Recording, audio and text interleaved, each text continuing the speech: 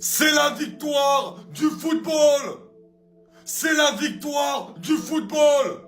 Je suis heureux parce que ce soir, c'est le football qui a gagné. Messieurs, c'est totalement mérité. Un grand bravo à vous. Un grand bravo au coach et un grand bravo aux joueurs sur le terrain. On parle pas d'une grosse équipe qui affrontait une petite. On parle de deux équipes de niveau quasiment similaires. Deux équipes qui ont montré de très bonnes choses sur la phase de poule. Et il y en a une qui est venue jouer au football et l'autre qui a refusé le jeu. Et la vraie loi du football, c'est que celle qui ose, celle qui propose, finit par l'emporter. Et messieurs les Marocains, c'est totalement mérité. C'est vous qui avez joué au football, c'est vous qui avez proposé du jeu, c'est vous qui avez gagné la bataille au milieu de terrain. C'est vous qui avez été les plus dangereux. Et au final, le football récompense les gens qui le respectent.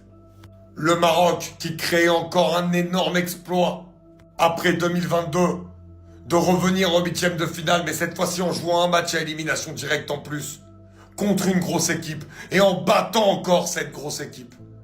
C'est tout simplement phénoménal. Bravo messieurs, un grand bravo. Et c'est mérité cette victoire.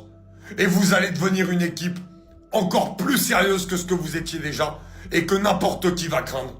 C'est complètement dingue. Le Maroc vient d'éliminer le Pays-Bas à l'issue des tirs au but. Et ça après 120 minutes de domination du Maroc. Comme vous pouvez le voir les amis, en 120 minutes, le Maroc avait 70% de possession. Ça en dit long sur le match qu'ils ont pondu aujourd'hui. Et là, on parle quand même d'une équipe du Pays-Bas qui était invaincue en phase de groupe. Aujourd'hui, comme vous pouvez le voir, ils ont été les premiers à ouvrir le score grâce à un but de Gakpo. Gakpo qui d'ailleurs après avoir marqué s'est effondré en larmes au sol. Pour ceux qui se demanderaient pourquoi il s'est mis à pleurer, tout simplement parce qu'il y a 2 jours, sa femme a fait une fausse couche. Il réussit donc à marquer le but du Pays-Bas. Et pendant ce temps, on a le gardien néerlandais qui continue à dégoûter les Marocains. Il en a sorti de ses arrêts de taré aujourd'hui, c'est juste dingue. Regardez ça par exemple. Et bien avant même le but de Gakpo, Achraf Hakimi avait eu une grosse occasion. Il a tapé la barre. Et c'était pas la seule occasion d'ailleurs. Il a aussi eu cette occasion qui malheureusement n'a pas abouti. Et là pour le coup, il faut juste féliciter Van de Ven pour son magnifique tac parce que là il fallait oser. Après l'ouverture du score de Gakpo à la 112e minute, tout le monde s'attendait à une défaite du Maroc. Étant donné qu'on était déjà à la fin du temps réglementaire et vu comment le gardien néerlandais voulait pas laisser les Marocains marquer, ça sentait très mauvais pour les Marocains. Sauf que ça c'était mal connaître Monsieur Diop qui vient claquer ce magnifique but de la tête devant Van Dijk. Et juste après son but s'ensuit cette célébration. Regardez-moi Laura s'il vous plaît. La célébration avait beaucoup trop de flow car moi-même les supporters marocains n'arrivaient plus à rester en place. Il y en a même qui ont failli tomber de leur siège pour vous dire. Les deux équipes partent donc en prolongation, pas de but. Les tirs au but arrivent, s'ensuit plusieurs ratés jusqu'à celui de Smallville. Le frérot a voulu tirer en haut à gauche, malheureusement pour lui, Bounou a giflé sa balle. Et juste après lui qui vient tirer, Saïbari, et on sait très bien que lui il n'allait pas rater. Là on parle quand même du meilleur joueur marocain de la Coupe du Monde pour l'instant. Bref, tout ça pour dire que la victoire du Maroc était totalement méritée.